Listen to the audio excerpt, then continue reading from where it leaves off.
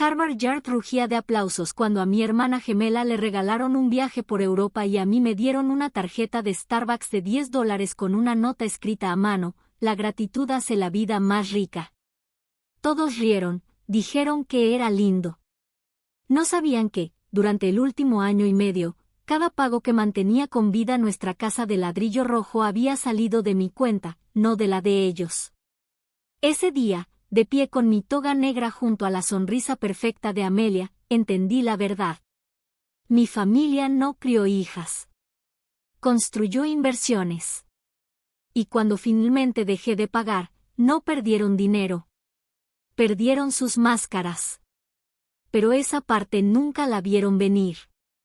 Cuando la gente habla de familia, imagina cenas de domingo, risas compartidas y el olor de algo caliente saliendo del horno. En la casa Morgan, todo parecía perfecto. Paredes de ladrillo rojo, hortensias blancas en el jardín delantero.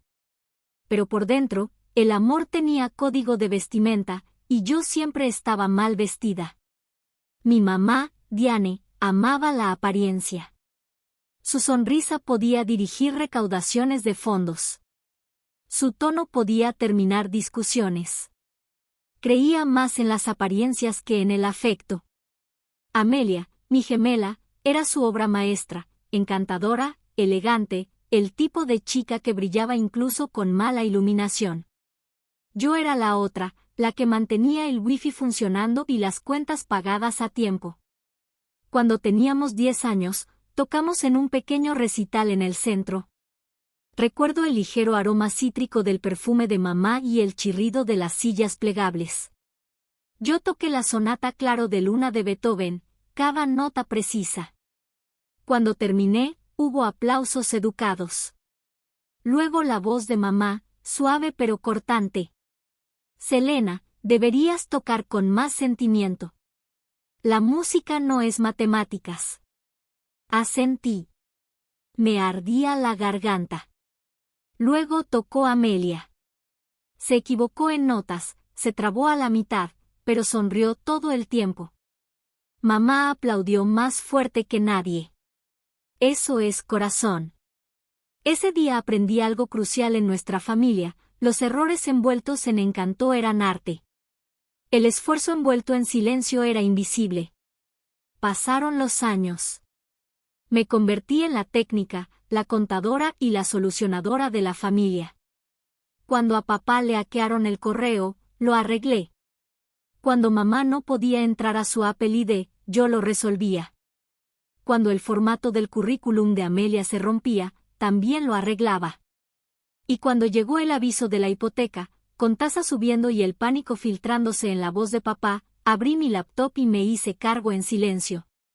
Cada mes salía un pago de mi cuenta con la nota: contribución Selena, hogar Morgan. No se los dije.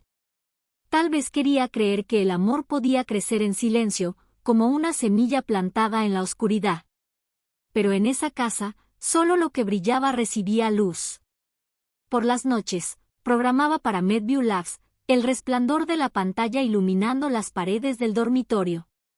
Mientras Amelia subía fotos desde fiestas en azoteas, yo construía interfaces para IA médica. Algo real, algo que funcionaba. La primera vez que vi que el saldo de mi cuenta superaba las 5 cifras, no celebré. Solo miré la pantalla, pensando, tal vez ahora me vean. Nunca lo hicieron.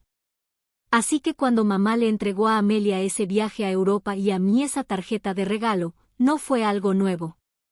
Solo fue la versión más bonita de lo que siempre había sido verdad. Pero algo en mí cambió ese día. No de forma ruidosa ni dramática. Fue silencioso, como una puerta cerrándose con un clic. La cena de graduación se suponía que debía sentirse como un final y un comienzo. En cambio, se sintió como un veredicto. El comedor brillaba bajo la lámpara. El pastel decía: felicidades, Amelia y Selena. Pero su nombre estaba escrito el doble de grande. La voz de mamá flotaba entre el tintinear de los cubiertos. Amelia tendrá que empacar pronto. Primero París, luego Venecia. Siempre ha tenido tanta visión. Papá levantó su copa. Mis dos hijas son brillantes, pero Amelia, ella sí tiene ese brillo de liderazgo. La mesa rió. Yo sonreí, cortando un pedazo de pastel que no probé.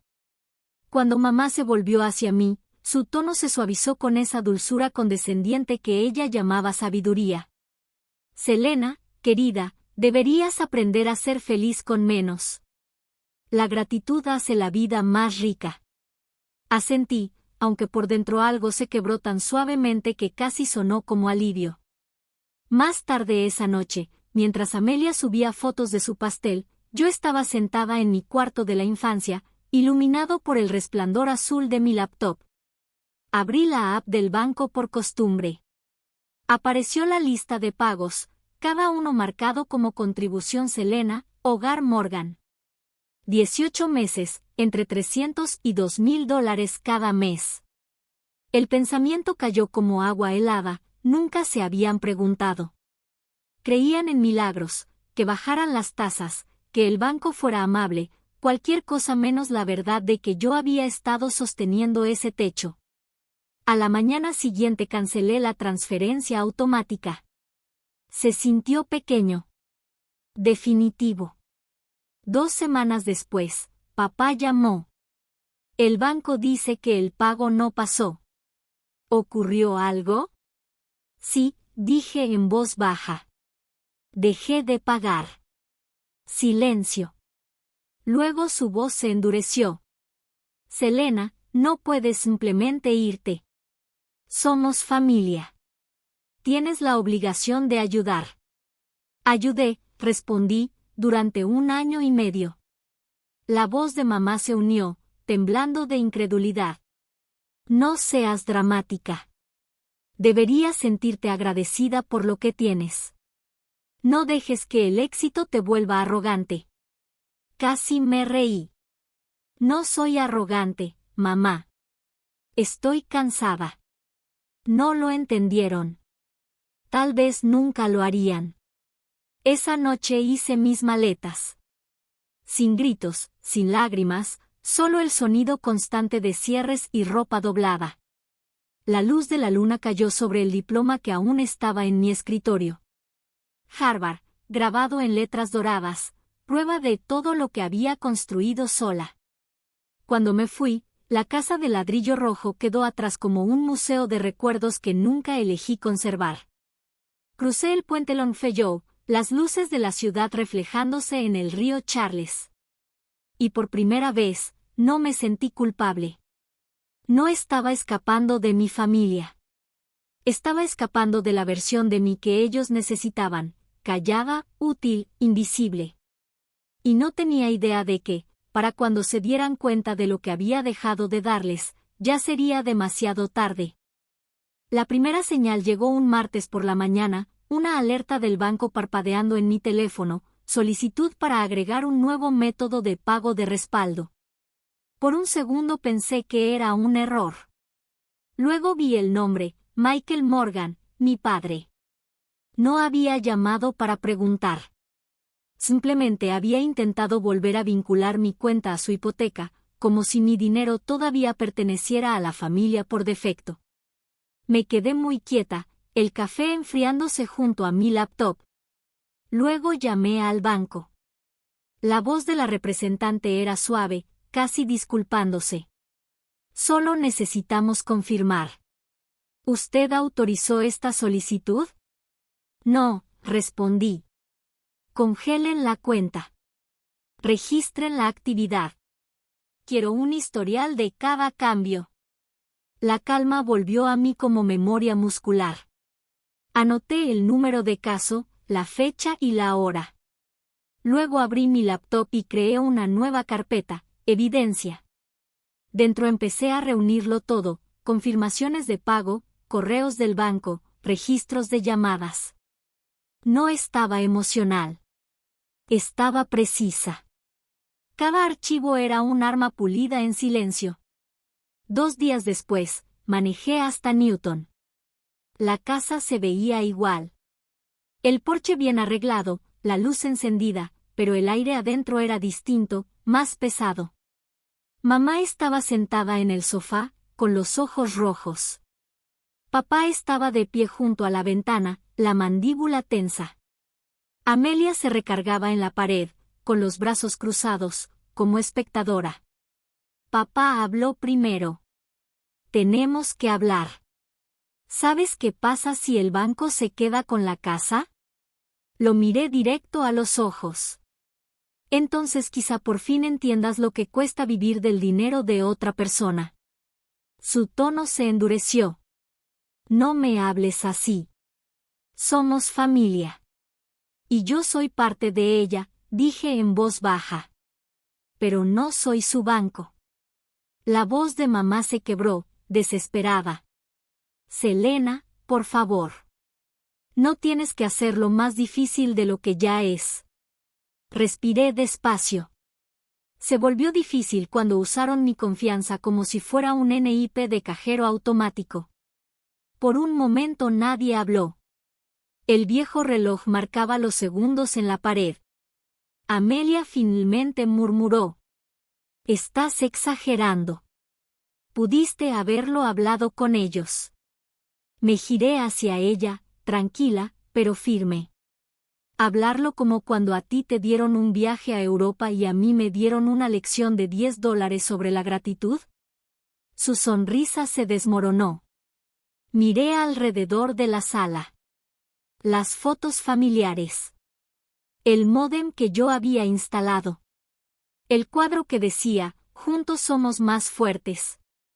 Cada objeto se sentía como un recordatorio silencioso de la mentira en la que todos vivíamos. Ya terminé con esa ilusión, dije suavemente. Si quieren control, tómenlo. Pero no usen mi nombre para hacerlo. Luego salí, cerrando la puerta detrás de mí. Esta vez no hubo gritos. Solo silencio. Del tipo que quema más que las palabras. Cuando llegué a casa, abrí la laptop otra vez. La carpeta de evidencia me estaba esperando. Cada archivo ordenado, con fecha y hora, listo. Esto ya no se trataba de venganza. Se trataba de límites. Y la verdad apenas empezaba a afilar su filo. Todo comenzó con un clic descuidado. Estaba actualizando registros fiscales tarde en la noche, medio dormida, con el café ya frío. Adjunté un documento de mi carpeta de evidencia, capturas de cada pago que hice para mantener viva la hipoteca, y pensé que lo había enviado a mi contador. Pero cuando presioné enviar, no noté que el correo familiar de mi tía seguía en copia. Para la mañana siguiente, mi teléfono estaba explotando. Selena, ¿qué hiciste? La voz de mamá sonaba agitada al teléfono. De fondo se escuchaban cajones azotándose y papá gritando algo que no alcancé a entender. ¿De qué hablas? Pregunté.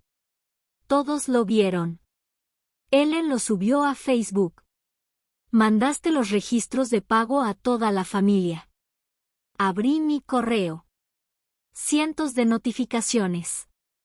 Capturas de pantalla, emojis de sorpresa, hilos de comentarios bajo una publicación que decía 18 meses de pagos etiquetados como contribución Selena. ¿Alguien sabía que ella pagaba su hipoteca? La publicación ya se había extendido más allá de la familia. Amigos de la iglesia, vecinos, incluso el grupo de voluntariado de mamá la habían compartido. Y así, la verdad dejó de ser privada. Algunos comentarios fueron amables. ¡Qué buena hija es! Otros fueron crueles. Tal vez solo quiere presumir. Pero nada de eso importaba. La historia ya estaba afuera y nadie podía volver a guardarla. Esa tarde, mi padre llamó. Su voz estaba desnuda, sin pretensiones. ¿Sabes lo que has hecho? La gente está llamando para preguntar si te usamos. Has avergonzado a esta familia. Solté un suspiro silencioso. No, papá. No avergoncé a nadie. Solo dejé de esconder la verdad. Pudiste manejar esto en privado, espetó. Lo hice, respondí, durante 1 año y medio. Colgó. Horas después, el gerente del banco local lo citó a una reunión. La solicitud de refinanciamiento que había presentado fue marcada por historial de pagos inestable. La carta decía que, sin mis depósitos, no podían comprobar ingresos consistentes. La casa que antes era su insignia de orgullo ahora era un pasivo. No sentí alegría, solo una extraña quietud.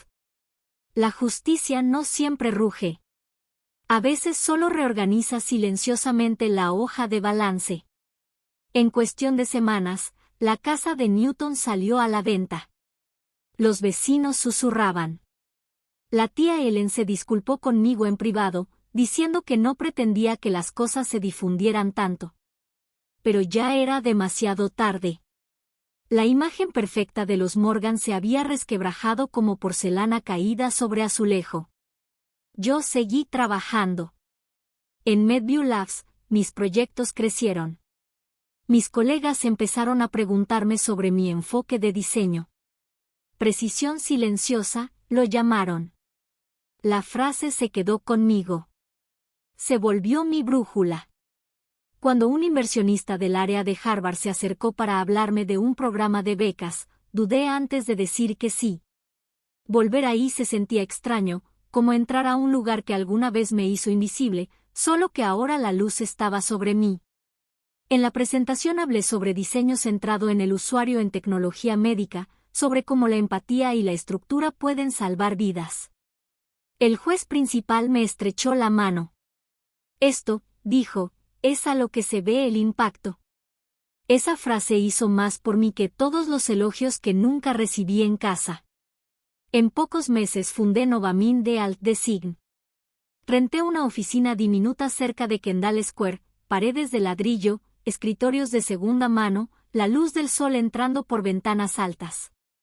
En la pared pegué una hoja blanca con letras negras escritas con marcador. Diseñamos claridad para quienes salvan vidas. El primer contrato vino de Medview, luego otro de una startup de detección de cáncer. Cada factura pagada se sentía como recuperar una parte de mí misma. Y aún así, por las noches, a veces revisaba el teléfono, esperando medio inconscientemente otro mensaje de mamá.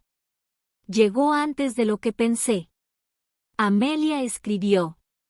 Mamá está enferma. Papá está deprimido. Van a perder la casa. Tú hiciste esto. Leí el mensaje 2 veces antes de responder. No, Amelia. Ellos lo hicieron.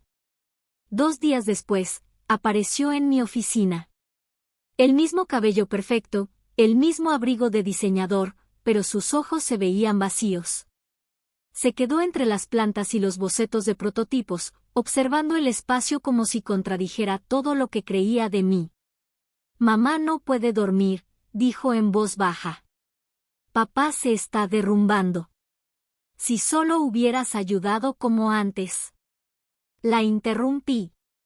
¿Cómo antes, cuando yo pagaba en silencio y ellos lo llamaban suerte? Sus labios temblaron. Has cambiado. Tuve que hacerlo, respondí. Solo me querían cuando era útil. Por un segundo pareció que iba a discutir, pero no le salieron las palabras. Se dio la vuelta y se fue, su perfume desvaneciéndose por el pasillo. Esa noche manejé por el viejo vecindario. La casa de ladrillo rojo estaba oscura, con un letrero de se vende clavado en el jardín. A través de la ventana vi cajas apiladas donde antes resonaban risas. Me estacioné un minuto, las manos sobre el volante, observando cómo las luces de la calle pintaban franjas doradas sobre el parabrisas. No me dolía el pecho. Me sentía en calma, como si hubiera estado conteniendo el aliento durante años y por fin lo hubiera soltado. Al día siguiente, el periódico local publicó una nota pequeña, casa familiar en embargo por disputa hipotecaria. No la leí 2 veces. Semanas después, mientras preparaba diapositivas para una conferencia, recibí una llamada inesperada de mamá. Su voz era pequeña, quebrada en los bordes.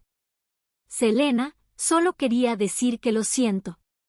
Esas palabras habían vivido en mi cabeza durante años, pero nunca pensé escucharlas en voz alta. Sé lo que hice, susurró. Te traté como una cartera, no como una hija. Y ahora veo lo que eso costó. Me quedé en silencio, dejándola hablar. Por primera vez, no llenó el espacio con excusas. Finalmente dije: te perdono, mamá. Pero perdonar no significa volver. Empezó a llorar suavemente. Solo quería que supieras que lo digo en serio. Lo sé, respondí. Y eso es suficiente. Cuando terminó la llamada, apagué el teléfono y miré por la ventana. La ciudad brillaba con la luz del invierno, el río Charles plateado bajo el cielo. Ellos habían perdido la casa que los definía. Yo había construido algo que no podía ser embargado, mis límites, mi paz. La justicia no llegó con sirenas ni discursos de venganza. Llegó en silencio, en ese tipo de silencio donde la verdad por fin puede respirar. Me encontré con mamá por accidente una tarde de finales de invierno. El Whole Foods de Cambridge estaba cálido y luminoso frente al frío de afuera, el aire olía a naranjas y pan recién hecho. Estaba tomando un manojo de bok choy cuando la escuché. Selena. Su voz temblaba, frágil. Me giré. Se veía más pequeña de lo que recordaba. El abrigo le quedaba grande, el cabello con vetas plateadas. Por un momento solo nos miramos. Luego se acercó, con los ojos vidriosos. No quiero poner excusas. Solo quiero decir que lo siento. Creí que te estaba enseñando gratitud. En realidad te estaba enseñando a desaparecer. Debí protegerte a ti, no la imagen de nuestra familia. Apreté el mango del carrito, sintiendo el metal frío en la palma. Ya te perdoné, mamá, dije en voz baja. Pero no voy a volver. Asintió, las lágrimas deslizándose por sus mejillas. No quiero que vuelvas. Solo necesitaba que supieras que ahora lo veo. La música de la tienda cambió a Mon River. La misma melodía de nuestro recital de la infancia, solo que más suave, más lenta. Por un momento, el tiempo se dobló. Ya no estaba enojada. Solo cansada y libre. Cuando extendió la mano, no me aparté. Se la apreté suavemente. Espero que encuentres paz, susurré. Se dio la vuelta y caminó hacia las cajas. El abrigo gris pesaba sobre sus hombros. La observé hasta que desapareció por el pasillo. Afuera, el aire era limpio y cortante. Las luces de la ciudad brillaban sobre el pavimento mojado, y comprendí que el perdón no era una puerta de regreso. Era un puente hacia adelante. Esa noche, me paré junto a la ventana de mi departamento, una taza de té calentándome las manos. Boston brillaba más allá del vidrio, constante, viva, imperturbable. En la pared sobre mi escritorio colgaban dos cosas, la tarjeta de regalo de $10 enmarcada de la graduación y el certificado de Novamin de Alt Design. Antes, la tarjeta dolía. Ahora me recordaba lo lejos que había llegado. Sonreí y susurré para mí misma. La gratitud no significa agachar la cabeza. Significa saber cuándo levantarla. Si alguna vez te has alejado de personas que amaban lo que dabas, pero no quién eras, recuerda esto, no estás solo. Comparte tu historia en los comentarios y suscríbete, porque el silencio merece una voz, y esta noche, la mía por fin la tiene.